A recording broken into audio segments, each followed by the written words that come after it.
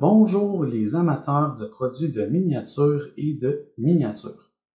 Cette semaine, je vais analyser et critiquer la revue Warhammer Conquest numéro 14, mais avant de le faire, je veux vous mentionner là, que pour les revues qui nous manquaient, Hachette nous a fait parvenir un petit message à l'endos de la revue.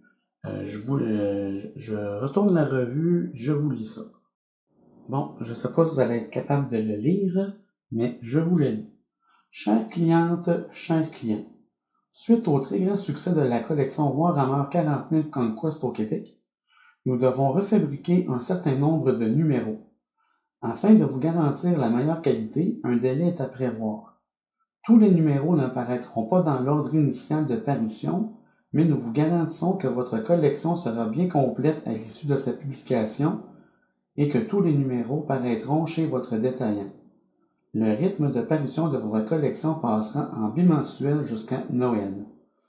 Les 4 prochains numéros mis en vente seront le numéro 17, le 8 juillet, le 18, le 22 juillet, le 20, le 5 août et le 21, le 19 août. Nous vous présentons toutes nos excuses pour ce contretemps. Vous pouvez compter sur nous pour refabriquer rapidement les numéros manquants. La satisfaction de nos clients est primordiale. L'équipe Hachette Collection. Donc, je ne sais pas quand on va avoir les numéros qui nous manquaient. C'était les numéros 8 et les numéros 11. Mais ils disent qu'on va les avoir, mais on ne sait pas quand, mais au moins on va les avoir. Ceci étant dit, eh bien, je peux passer à la revue elle-même. Donc, dans la revue, il y a évidemment la revue elle-même Warhammer Conquest numéro 14. Il y a un pinceau et une peinture.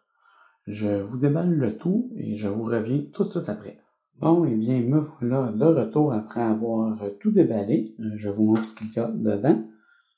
Il y a évidemment un pinceau, c'est un pinceau large dry broche pour le brossage à sec.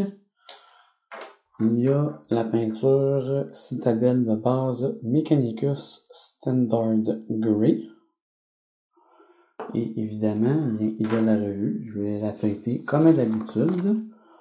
On a plusieurs petites histoires. Des descriptions de plusieurs choses. On nous montre comment peindre le conteneur qu'on a eu la semaine passée parce que évidemment, on l'a pas peint. Donc, en tout cas, selon le numéro, là. Les conteneurs, les barils et les caisses de munitions. Une mission. On nous montre la phase de morale. Il y a toujours des fiches techniques pour les personnages. Une deuxième mission. Des règles avancées avec les décors entre autres. À la toute fin, on nous montre ce qu'il va y avoir dans les prochains numéros. Bon, et bien voilà ce que je pense de ce qu'on a eu dans la revue cette semaine. Pour le pinceau, c'est un pinceau d'une bonne qualité. Là. Les poils sont quand même assez mous. Pour un pinceau de dry brush, là, de brossage à sec, je le garderai peut-être pour d'autres projets. Parce que c'est quand même assez de bonne qualité. Là. Je prendrais peut-être des plus vieux pinceaux pour faire du brossage à sec. Pour la peinture, eh bien, la peinture, c'est la peinture Mechanicus Standard Grey. Quand je l'ai ouvert tantôt, la peinture était un petit peu en moton, mais en la brassant, là, ça s'est réglé assez vite. Donc, je vous invite à faire comme moi, là, si jamais vous trouvez que la peinture est en moton, brassez-la, ça devrait redevenir normal. Pour la revue, les histoires sont correctes, mais c'est pas aussi intéressant, à mon avis, que les histoires de Delgard et de Space Marines. On nous fait peindre les conteneurs qu'on n'avait pas peints la semaine passée. Ça, c'est super bien. On se rattrape un peu. Et l'émission, bien, c'est correct. Là, on nous montre c'est quoi le moral, comment ça fonctionne.